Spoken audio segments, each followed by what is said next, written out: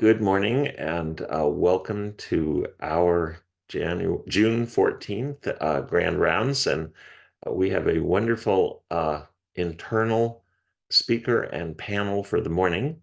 And I think it is 7:03 in California, so we will get started. Dr. McGinn will join us during the hour. Hopefully, he's somewhere being hauled around in a car, so we hope he'll join us. And thank you for joining us, and thank you to our panelists. I would like to start with introductions, and we have an all-star cast this morning, starting with Dr. Ankita Sagar, our very own, is a board-certified internal medicine physician and the system vice president for clinical standards and variation reduction at Common Spirit Health. Dr. Sagar has expertise and training in quality improvement, evidence-based medicine, and clinical program development. She practices as an ambulatory primary care internal medicine physician, and her clinical interests encompass ambulatory management of complex medical diseases and continuum of care for cancer survivors. Dr. Sagar is a co-founder of the Women in Medicine Speakers Bureau and is currently the first South Asian chair of the National Council of Early Career Physicians for the ACP. She is a lifelong learner and a fellow in the 2024 through 25 Executive Leadership in Academic Medicine program at the Drexel University College of Medicine. As a staunch advocate for clinical well-being and equity, she has earned accolades for her work, including the 2020 American College of Physicians Laureate Award and the Inspire Award by the American Medical Women's Association. She is an associate clinical professor at Creighton University and chair of the Council of Early Career Physicians for the ACP.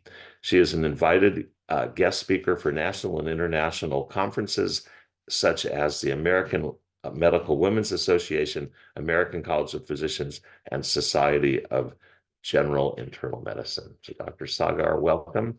And I would just comment that we decided, everyone knows Dr. Sagar and Dr. Carlin and Dr. Martin, but we thought we would do a more formal introduction just because you don't get to hear all that stuff.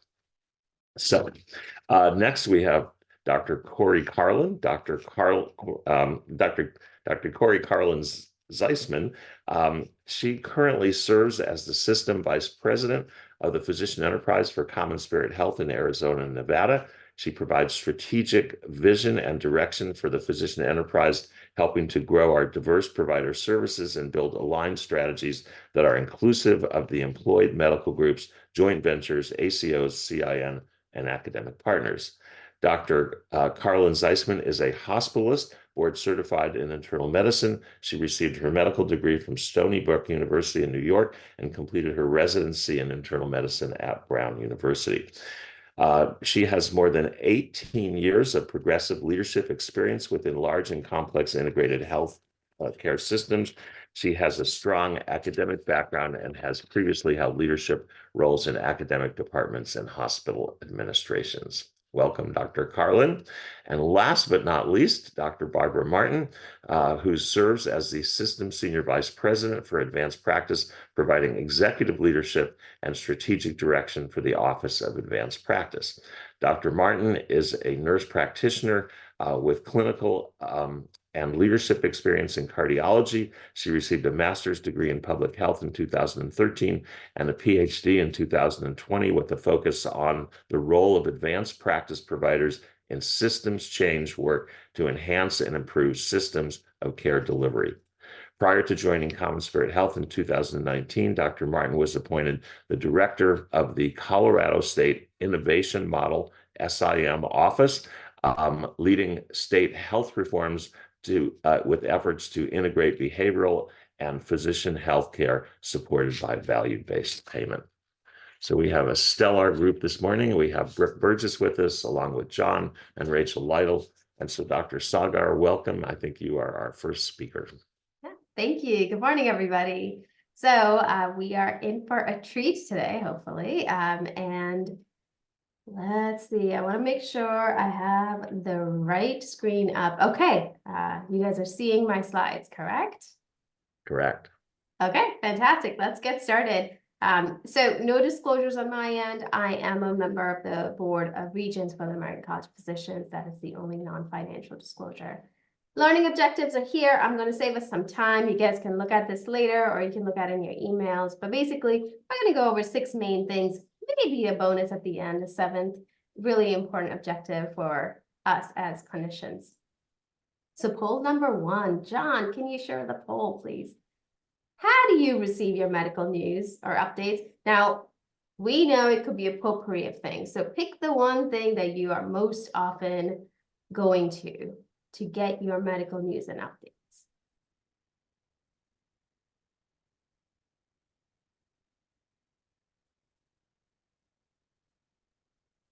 Hmm.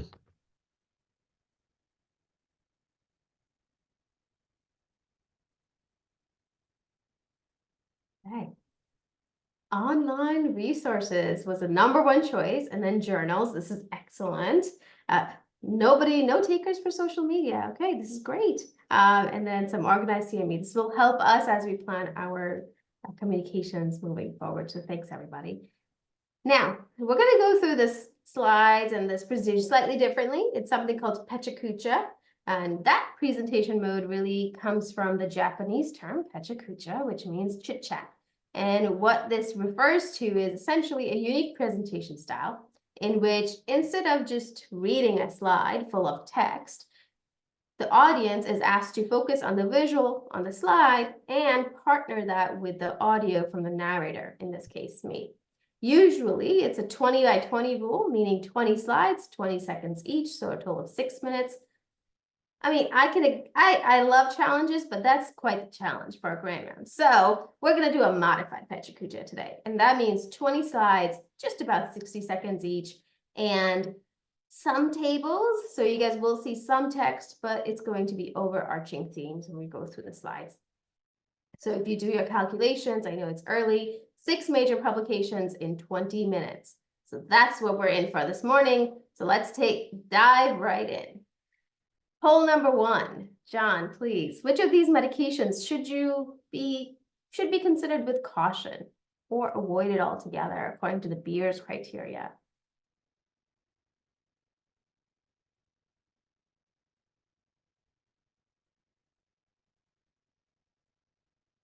Okay. Wow, you guys are good. I love it. I love it. Nobody picked intravaginal estrogen. It makes me happy, or folic acid. Yay. So the reason we put this poll question was because the AGS, the American Geriatric Society Beers criteria, was updated in 2019 last, and now it got updated last year. So what it basically is Beers criteria looks at, for older adults, what are some medications that should be avoided either altogether or in most circumstances or under specific situations. And the benefit of thinking about Beers criteria when we are prescribing medications for older adults is safer patient care, right? We'd reduce adverse drug events, drug and drug interactions, and improve medication selection for older patients. It is not applicable or is not recommended to be applied to patients who are in hospice care or are in comfort care under palliative. What are the medications we're going to focus on today? Aspirin, warfarin, rivaroxaban, sulfonylureas, SGLT2 inhibitors, and estrogen. So let's start with aspirin. Big news, should be avoided for older patients as primary prevention for cardiovascular disease, right? So we're not saying secondary or tertiary prevention, primary prevention. And in those who are already on aspirin, consider deprescribing if it is being used for primary prevention only. Why? The risk of major bleed with aspirin in older adults is markedly higher than younger adults, and there is a lack of net benefit as the age progresses to using aspirin as primary prevention. Warfarin, pretty popular, but for initial therapy for non-valvular AFib or VTE, not recommended, should be avoided for a lot of reasons, but including the risk of bleeding are significantly higher as we age. And for those older adults who were started on warfarin earlier when they were younger, you could probably continue them as long as they've had no adverse effects, they've not had any events that were significant. You could continue it, but watch and monitor very closely. Rivaroxaban, another medication used for non-valvular AFib or VTE. Long-term treatment with rivaroxaban, not recommended. Why? Because it does have a significantly higher risk of major bleeding, specific GI bleeds.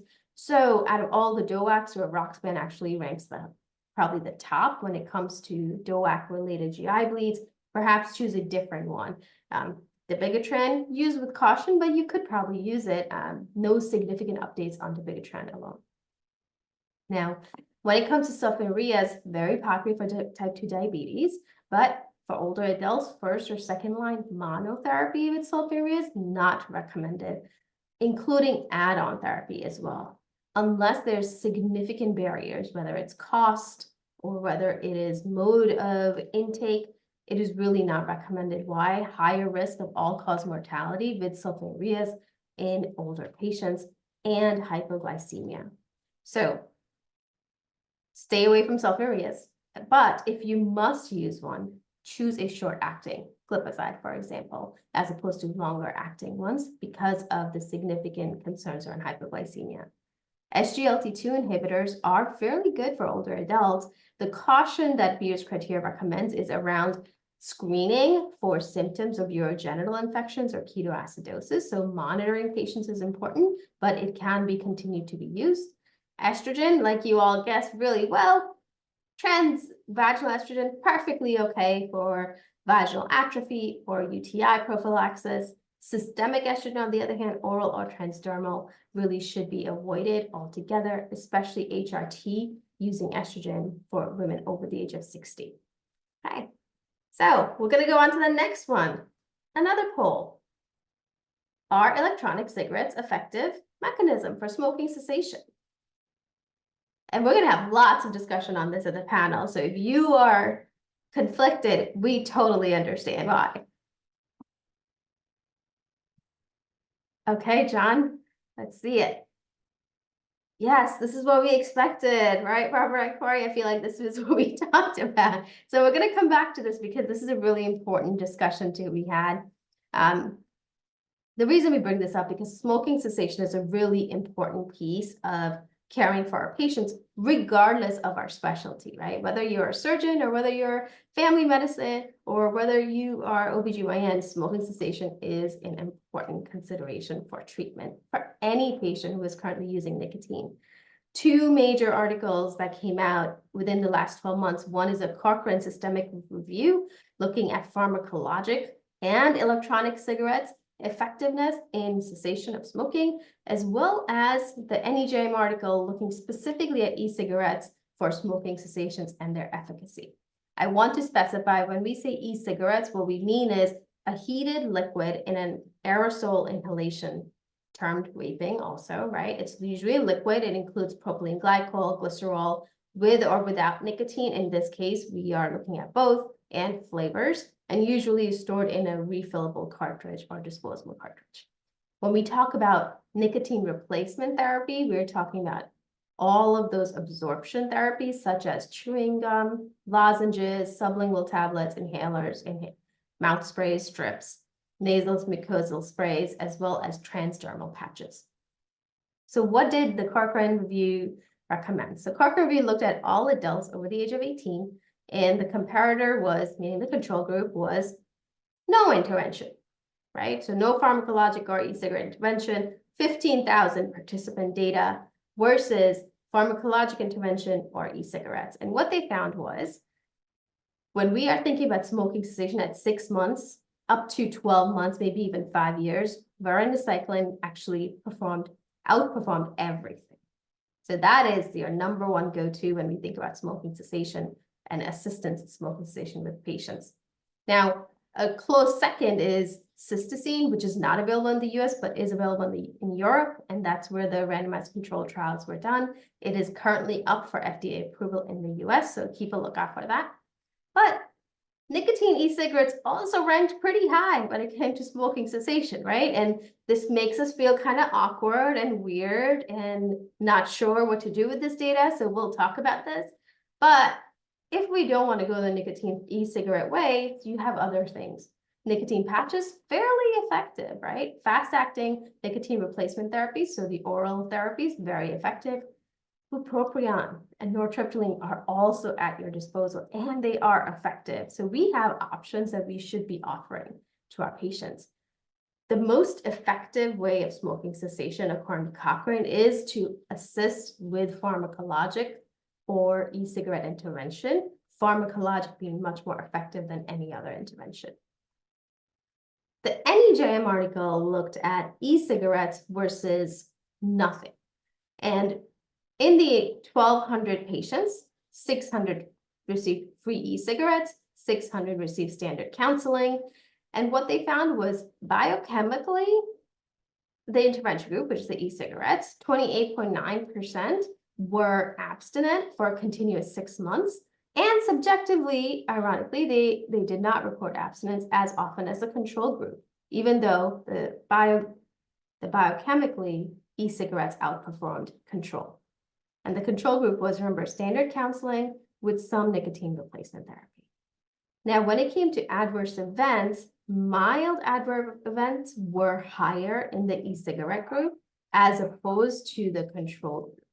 So again, the question around e-cigarettes will come back, and we should talk about it and monitor this for more development over the months and years to come. Okay, we're going to move away from e-cigarettes and smoking cessation to type 2 diabetes treatment. How often are you using SGLT2 inhibitors and GLP-1 agonists? Or maybe if you're not prescribing, how often are you seeing it being prescribed?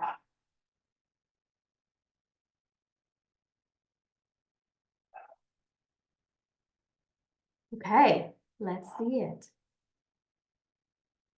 Hey, this is pretty good. I'm glad to see there's actually a pretty good amount of people who are frequently and very frequently seeing it being used for type 2 diabetes. So that's great. And occasionally for others. So this is an article in Annals that was published, and we've been waiting for this for quite some time. And the reason is because this is one of the first systematic reviews of multiple randomized controlled trials looking at best medications for type 2 diabetes. So 130 publications, 84 randomized controlled trials were looked at. When we think about usual care, which is placebo or metformin-based therapies, versus intervention, which included SGLT2 inhibitors, GLP-1s, insulin, tirzepatide, and DPP-4 inhibitors. That's the comparator. Bottom line, when we think about insulin and usual care, meaning metformin-based therapies, DPP-4 inhibitors, and tirzepatide, there is no reduction in all-cause mortality. Yes, the A1C may look great to us, but are we really helping the patient's overall mortality? Very unlikely. But when we use GLP-1s or SGLT2 inhibitors for type 2 diabetes, it does reduce all-cause mortality. It reduces major adverse cardiovascular events as well, either of those.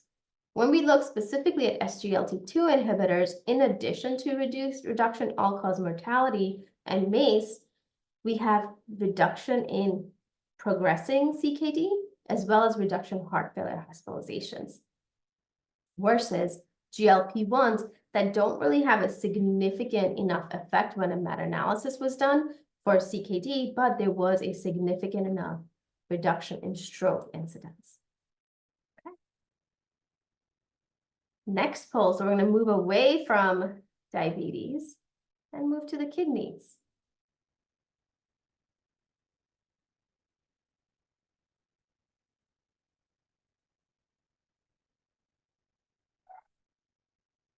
Okay, let's see it, John. Okay, this is good. We're bringing something new to you. So we're really happy because this is the point, adding something to your already great knowledge. Okay, so a lot of you are somewhat familiar, but let's get you very familiar with it.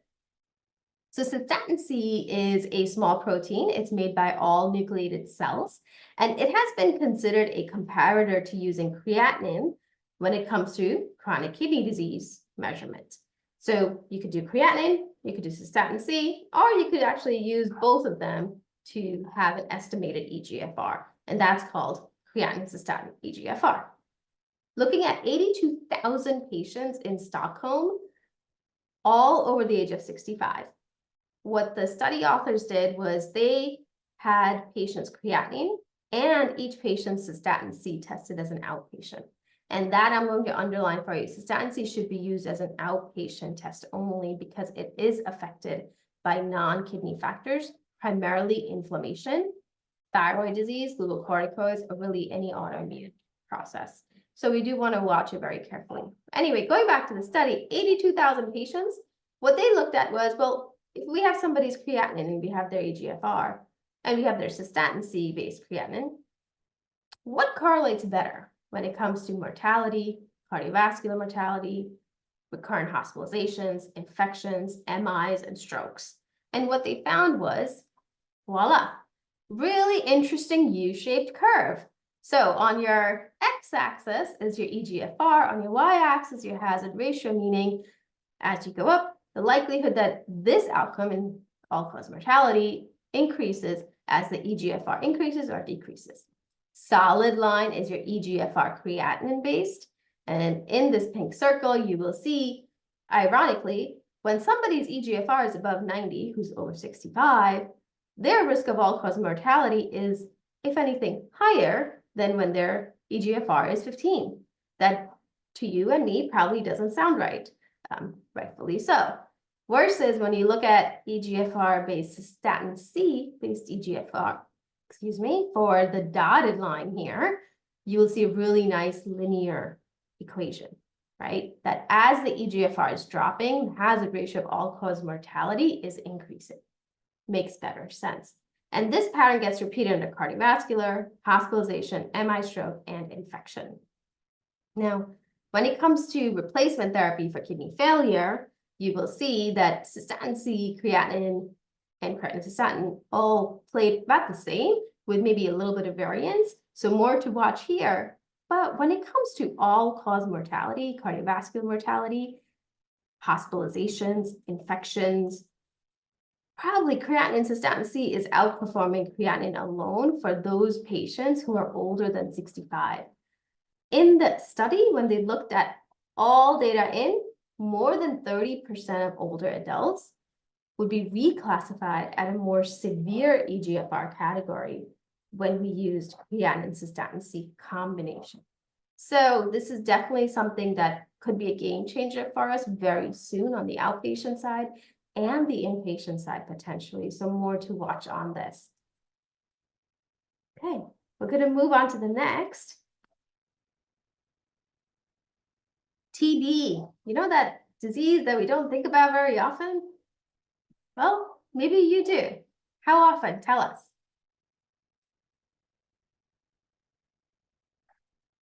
Hey, let's see it, John. Okay, yeah, as suspected, we have a really nice little sine curve going, which is great. So let's talk about TB. TB is definitely one of the illnesses that is fairly well known, fairly well common across the world. When we looked at the CDC data in US, so US born persons, these are people born in the US, between the years of 2011 and 2021, they were 32,000 cases of TB. When CDC broke it down by race and ethnicity, meaning Hispanic, non-Hispanic Black, non-Hispanic White, non-Hispanic American Indian, Alaska Natives, non-Hispanic Asians, and then other, which included multiracial, as well as Native Hawaiian Pacific Islanders, significant disparities were shown. And this is a lot, but I will bring you to a couple of key points. Top row is females, bottom row is males. So overall, you will see that excess TB cases, absolute disparities were greater for males than females. So this is that center. So this is females and this is males, right? So when we compare white persons to American Indians or Alaska Natives, you will see the absolute disparity much higher in any given year compared to the females' absolute disparities.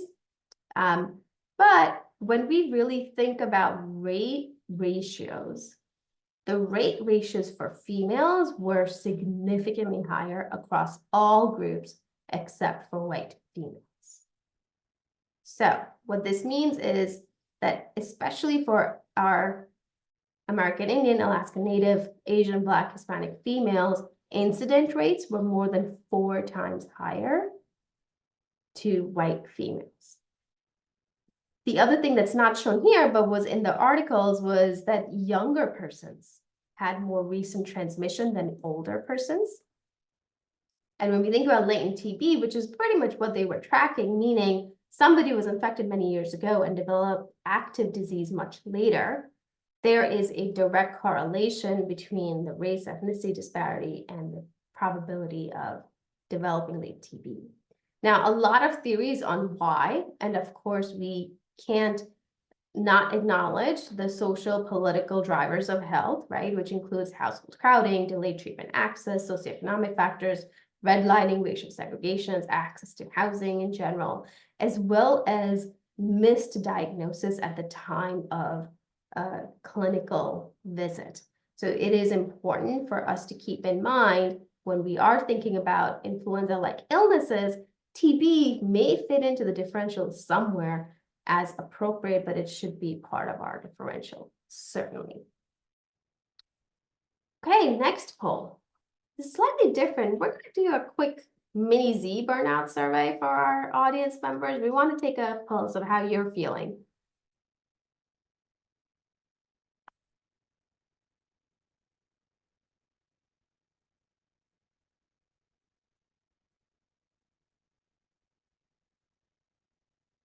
Okay. John, do you think it's a good time? We can give them ample time for folks. Okay, yeah, so we're feeling a little unsure, right? We're feeling not quite burnt out, but I feel like I'm getting there. So you are reflecting what's happening across the nation. And this study, which is probably one of the more unique studies, looked at 21,000 physicians and nurses at 60 US magnet hospitals in 2021. Because, something big happened in 2020. I don't know if you know about this, but they decided to skip 2020 and they said, okay, we'll do it in 2021. So 21,000 physicians and nurses interviewed and asked to complete a survey. And overall, they were looking at, well, what are some actionable factors in improving clinician burnout? So the good news of the story is physicians and nurses actually said they have a great working relationship. They love working where they work. They would definitely recommend their hospital as a place to work and as a place to get care. And the degree to which their immediate care team works efficiently is pretty high, right? However, the bad part is they said the overall working environment, not great. I actually don't like it. They have a lack of confidence in management because there's significant amount of job-related stress that they're noticing, and they are not able to find a way to manage their personal and family well-being with their work responsibilities. The uniqueness of this article, though, is it's one of the first articles to have them rank, meaning physicians and nurses rank high priority interventions versus low priority interventions. And what they said was, listen, we need a better nursing staff ratios. Why? Because it's better for our physicians and APPs, and it's better for patients, and it's better for our nursing colleagues. We need breaks without interruption. If I need time out, I need a timeout. The communication will get better as the staffing ratios improve, which we all know that is true, and it decreases patient errors. But I also want some autonomy. I want some control over my schedule. I want to spend more time with the patient care that I signed up for, right? The essence of mastery. And of course, voice and recognition. I want my leaders to be open to clinician-led innovations. So that is high priority for them. What's low priority? Annual wellness surveys. I don't know if you've heard of those, but clinician productivity ratios, resilience training, right? So if they go to one more yoga or one more frozen yogurt event, they will be done. Meditation and reflection, while helpful, is not very helpful overall. Clinician wellness committees and clinician wellness champions. So what they're looking for is really this overall rehaul of the environment they work in. Now, I'm going to briefly go into the bonus round because I love you guys so much and I couldn't not do this. So bonus round. This study came out in 2024, which said The influence of interactions with pet dogs on psychological distress. Now, I know I just told you meditation does not work. Well, even though meditation doesn't work, maybe dogs do. What did this study look at? Not only did they look at the dog and the breed of the dog, they also looked at whether it was a primary participant or the participant's partner who was a primary caregiver on the dog. Bottom line is this: when you're having a bad day, go find a dog and pet them, or you're more than welcome to come visit my Oreo sandwich here of 3 dogs whenever you want, because dogs are great. And if you need a little help, I'm happy to share mine. So, take home messages. Let's go through this real quick. Number 1, Beer's criteria. Watch out for aspirin, warfarin, rivaroxaban, sulfonylureas, SGLT2 inhibitors, and estrogen. Smoking cessation, varenicline, nicotine replacement therapy, bupropion, and nortriptyline are great. Nicotine e-cigarettes, let's talk more about that. SGLT2 inhibitors and GLP-1 agonists are preferred when it comes to type 2 diabetes management because of all-cause mortality reduction and reduction in cardiovascular events. When we think about measuring eGFR, maybe we should be moving to a creatinine cystatin C-based equation at least once a year, or maybe more often, to better identify older patients with diminished kidney function. We need to reduce delays in diagnosis and treatment of TB, so keep that in your differential. And physicians and nurses love what they do, love where they work, but they need a little help. And when in doubt, go find a dog. They will help you out. And that's that. Say, am I back online? That was great. Thank you. I feel refreshed and full of knowledge. So we're going to move for our panel, and Dr. Carlin, I think, are you our moderator or you're our participant? A participant. Okay. Barbara, are you our moderator? No, I'm just Actually, Gary, This is you like a are our poll I question. guess moderator. I'm the moderator. All right. I was trying to sort of, just see. All right. Very good. Lovely. Absolutely great. I certainly learned a bunch of stuff, so I feel prepared to face patients again. So thank you. There are 2 questions, both from our esteemed Dr. Bigler in Texas. And I don't know if anyone knows the relative cost of cystatin C versus creatinine. Oh, not relative. I have, he didn't ask relative, he asked the cost, but I have reached out to our friend Max Wells in the laboratory team to ask him, but I'm not sure I've heard back yet. But And Dr. Greenswag, I actually reached out to Donnie Rosario, who's our VP of lab. I phoned a friend. I was curious to see how are we doing as an organization, as Dr. Cigar said, in terms of ordering in the ambulatory setting. He said it's about $20 a test, right? Keep me honest, team. Good. And we do have some movement in the ambulatory space of increase over time in ordering. So that's definitely a good team member and partner in this case. So I'll hand it to Dr. Cigar for more thoughts on that. Yeah, I think it's a great question, because we are seeing, when we started this journey about 2-3 years ago, around eGFR, cystatin C was wickedly expensive. Part of the problem was that it wasn't available in-house. But I think since then, to your point, Dr. Martin, we've been able to bring it in-house and have actually the assays available, which is probably the most expensive piece. So for Common Spirit health facilities, I think it's much cheaper. I do know that Quest and LabCorp have started making it more available, although not all locations have it available, so it is still considered a potential send out. I do recall when we started the eGFR work that cystatin C could be ordered, but then you had to calculate it yourself. And so can we now order it as a cystatin C clearance, eGFR for cystatin C? Last I heard, they were building that into, I know in the Epic and the Cerner inpatient side, they were building that ability to auto-calculate when you order cystatin C. I don't know offhand how many of our facilities were able to actually build that in, but something we can definitely take back. Yeah, but to your point, it's best done as an outpatient. just because of Right, the and things that are worrying that's where about. the rub is, because if we don't do it as an outpatient and we do it, let's say, on discharge on the inpatient side, there's no comparator. We don't know what the baseline of the patient is. And we also don't know how much that inpatient one has been affected by what's happening acutely with the patient. But I'll look to Dr. Carlin-Zeisman to give in her perspective as a fantastic inpatient leader of the past. Right. Yeah. In short, it probably does not make sense to order it in the inpatient setting. For that very reason. And those same variables occur to the creatinine too, and make that just as inaccurate. So I like the idea of probably once a year in the older patients.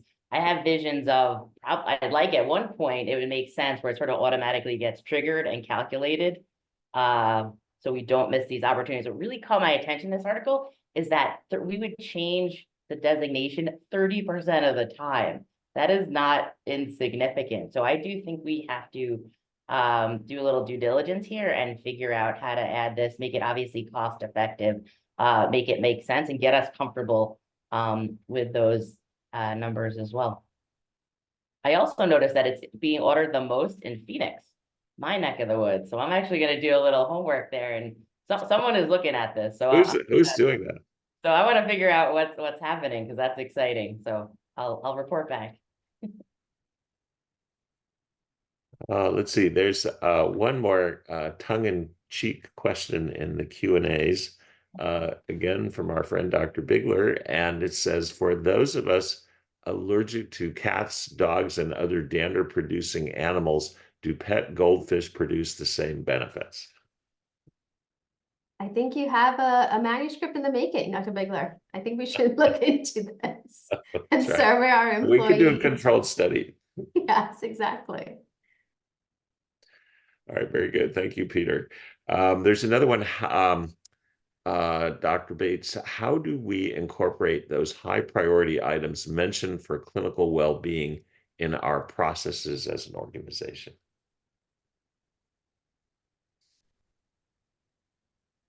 I'll go to Dr. Martin first, and then Dr. Carlin-Zeisman, and I'll chime in anything.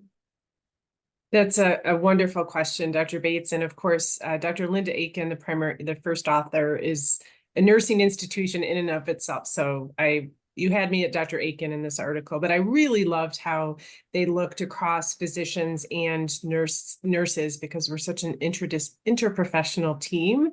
And much of our strength is from that team, as Dr. Cigar said. But I think, this was really an important article, especially Dr. Greenswag and myself leading, and Dr. Cigar and as well, of course, leading efforts around well-being and engagement. We certainly have found our most popular initiative is the Optimizing Clinical Care Delivery.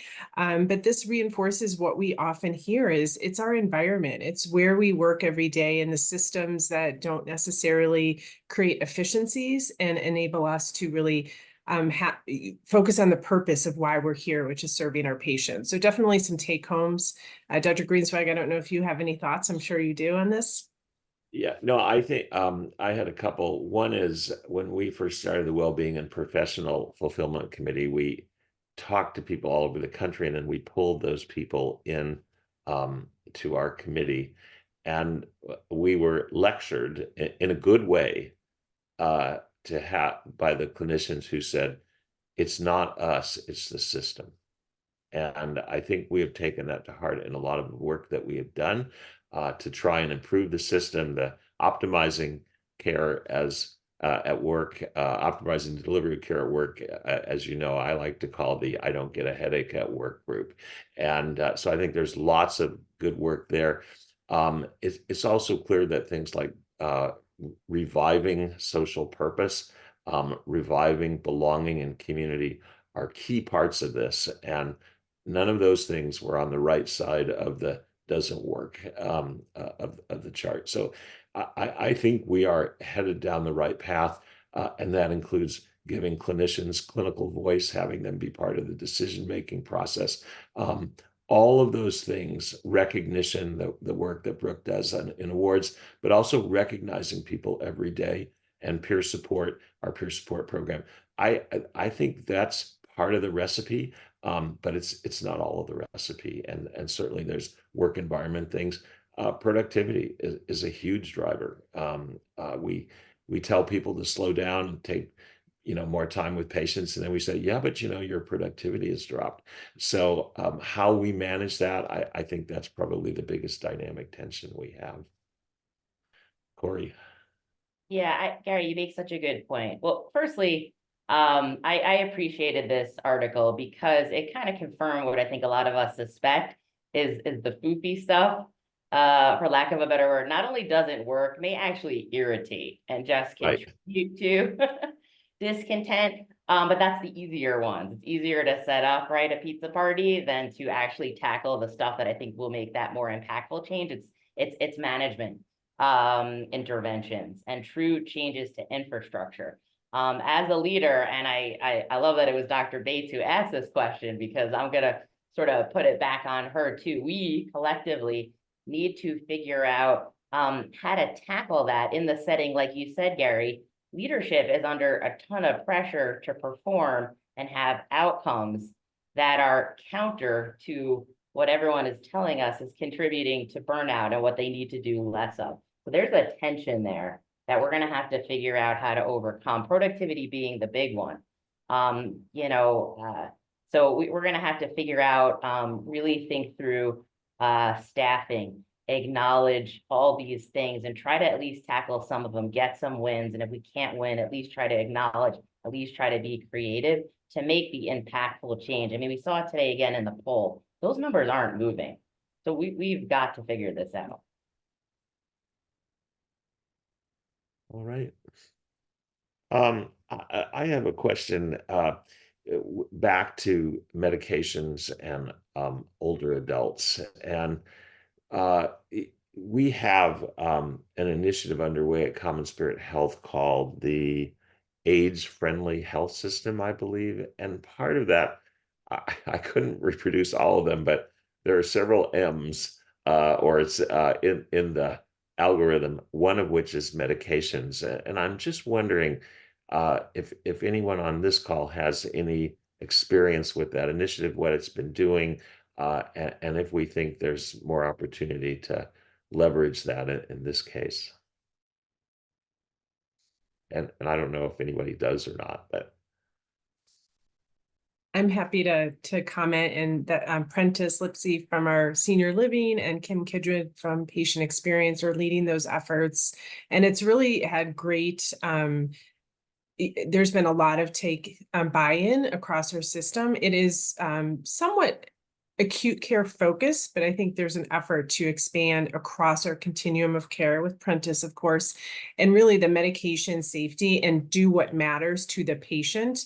Those two alone, I think, are so impactful, and really making sure we're listening, of course, first and foremost, and then using such things as the Beers criteria. And I think taking a systems approach to ensure we're building systems of safety. So our P&T committee reviewing medications on a regular basis with the Beers criteria in mind, to ensure that our default is thinking about the patient, the elder patient, and what their best needs are and what's safest for them. So I think it takes a village, and the American Hospital Association initiative and the leadership and buy-in across our facilities. There's great examples on the last call from our upper central region and others, alongside some of our decision-making support tools, as well as working with pharmacy and others. I think this is our toughest area, the medication management across transitions of care. So I think we're on a good track.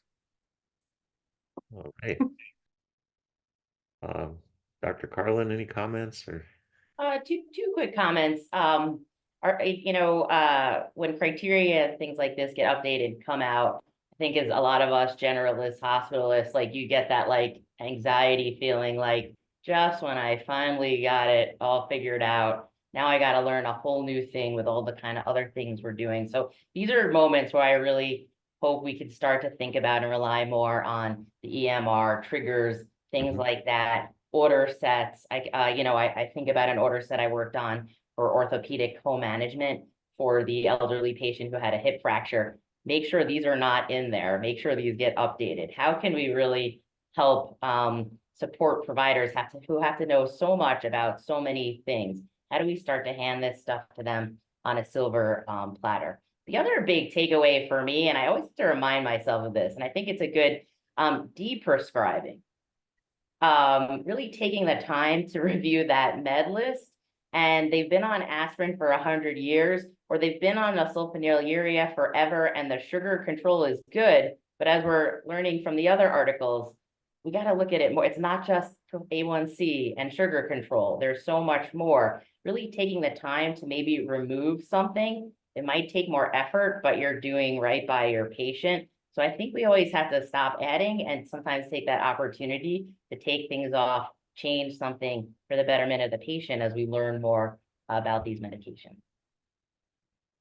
And just to say, there is a lot of work taking place with order sets with Epic Gold. I know Daniel Barchi was on earlier this morning. I don't know if he's still on, but there's a huge amount of work. And Dr. Sagar's, I just want to acknowledge in one of her, in addition to her day job, I guess is how I would put it, there's an ambulatory order set taking place across the country for Epic Gold in preparation for that. And there's, of course, inpatient orders, and then there's ambulatory orders. And a lot of those ambulatory orders have come to Dr. Sagar and Dr. Fredrickson from the hospitals program and others. And Ankita has been in charge of sending those little love notes to different people across the system that says, would you please review this and get back to us? Dr. Bashir just reviewed some. I think he was in Pakistan and did it, and now he's back and sent us all of his comments. So those things, I think, Corey, are good. And again, ask people's clinical voice, that sort of thing, and give us a refresh. It won't be perfect, but that work is taking place as we speak. So I hope that will be good as Epic Gold launches. Ankita, you probably have a thought about that. Thanks, Gary. I couldn't agree more with all of you that we really need to use our tools to help assist choosing the right medication and deprescribing. I love deprescribing because one, then I have to do less refills on meds, and that's less tasks for me. So it's really a completely selfish reason why. But I also see that Dr. Barchi is still here with us. I'm wondering if you wanted to have him share a little bit on his insights with this. John, are we able to pull him? Oh, there he is. There he is. Daniel, any comments? Sorry to put you on the spot. Well, I appreciate this. I've never been on a panel where I was pulled out of the audience. It reminds me of one of the years I was at the Naval Academy, and our football team was so bad, they pulled somebody out of the stands and took him out of his Navy uniform and put him into a football uniform to play quarterback. That's great. That said, I will say that our focus on order sets and standardizing what we do and using the power of standardization in our tools is so important. I think back to the questions you were asking earlier, and I'm not a clinician myself, but asking about different tools for smoking cessation or anything. We don't all know everything. And if the tools can nudge us towards better insight, better care, to make sure that we're following up with our patients on what's important and give the physician more time to focus on his or her experience with the patient and less about the administrivia, the better. And so I am a big, big fan of making technology serve the clinician, and the kind of examples you all have been sharing are exactly what we need to be doing more of. That's great. And I must say that Dr. Sagar and I have had a new education in something called the nudging or nudging theory. So we hear that a lot, and that is, I think, a good description of what the electronic health record is supposed to do. I think nudging is the term you see in peer-reviewed journals. Nudging is a New York term for making a pain of yourself. That's right, a nudge. They sort of go hand in hand, I guess. As somebody who lived in Brooklyn 12 years, I appreciate a little nudge once in a while. All right. I think we are about at the end. I'm going to just ask one last question, and it goes back to diabetes management. And is there any change in continuous glucose monitoring? Some of my best controlled patients do it. And I think that's still, is that still the gold standard? Is that what we want? I think it's a great question. There's a lot of really good information coming out from continuous glucose monitoring. There are two aspects to it. One is who is the ideal patient who should have it? And two is how do you relay that information back to a clinical team to actually do an intervention that's timely? And I saw Dr. Carlin Zeisman come off mute, so I'll hand it off to her. Oh, yeah, no, I'm so, from when I started aging myself a little to now, the tools in the toolkit, the medications, the not having to be so reliant and jump right to insulin, the continuous monitoring. I have a family member on continuous monitoring, and it's shocking.